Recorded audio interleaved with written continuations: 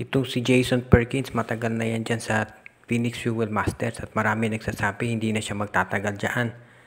Nasasayang daw yung prime ng karir nitong si Perkins na naglalaro sa isang team na laging talunan. At mas bagay siya dito either sa TNT or Barangay Ginebra na parehong nangangailangan ngayon ng isang small forward. Parehong mag-o-offer yan para dito kay Perkins.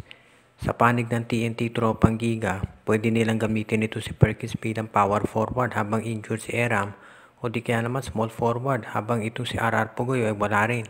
Sa panig ng Ginebra, pwede nilang gamitin itong si Perkins na small forward habang itong si Aljon Mariano pwede nang i-trade o kaya si Sidney Onbubere. Kaya sa tingin ko, kung mag-o-offer itong TNT at itong Barangay Ginebra, syempre isa dyan sigurado pipiliin ni Perkins kaysa magstay dito sa Phoenix Fuel Masters. Wala na yung partner ni Perkins sa Phoenix ng matagal na, si Matthew Wright. Si Abueva natanggal na rin. So si Banquero, ang dami rin nawala sa Phoenix. Ang isa na lang natitirang star dyan talaga si Perkins. At marami naniniwala hindi na rin siya magtatagal dyan. Kaya abangan natin kung sakasakaling mag-offer itong TNT at Ginebra para dito kay Perkins. Kinakailangan maging maganda naman yung offer dahil ito ay isang independent team. Hindi naman ito katulad ng Blackwater, Terra Firma at Northport na alam natin na partial sa SMC at MVP Group. Kung ano pa man, maraming mga fans syempre gusto na lumakas yung independent teams. Pero sa totoo lang, medyo hirap sa budget ang Phoenix. Kaya nga hindi na nakapagtataka na maraming mga players ang gustong umalis dyan.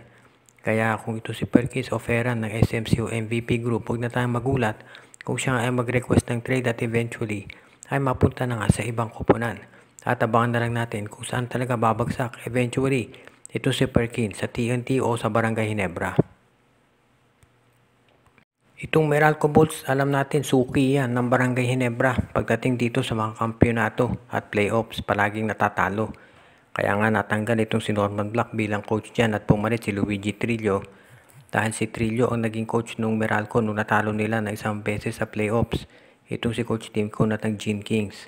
Kaya ngayon hindi na rin nakapagtataka na itong si Coach Luigi Trillo ang nagsabi mismo na sa tingin niya ay malaki ang tsansa mananalo sila ngayon ng championship. Dahil syempre wala na itong si Justin Brownlee. Alam natin palaging nakikita sa Governor's Cup yung Meralco at itong Barangay Ginebra at palaging natatalo itong Meralco dahil sinabi mismo to ni Coach Tim Cone. Ang advantage lamang ng Barangay Ginebra ay nasa kanila si Brownlee. Kasi kung coach naman pag-uusapan, obviously magaling din niya si Norman Black at si Luigi Trillo. At yung local lineup naman ng Meralco Bolts may ibubuga rin kung ikukumpara mo sa Ginebra. Pero ang problema talaga dahil ito si Brownlee ay sobrang galing at sobrang fit sa Ginebra. Pero ngayon wala nga ito si Justin Brownlee at hindi pa natin alam kung kailan ito makababalik. Iyan ngayon ang pagkakataon ng Meralco Bolts para magpalakas talaga. At marami nga nagsasabi, very good daw yung import na nakuha nila. At ito na ang pagkakataon ng Meralco na makapasok sa championship. Tignan natin kung magagawa nila yan. Dahil syempre sa ngayon itong Barangay Ginebra ay gagawin pa rin ng lahat para maging competitive at manalo.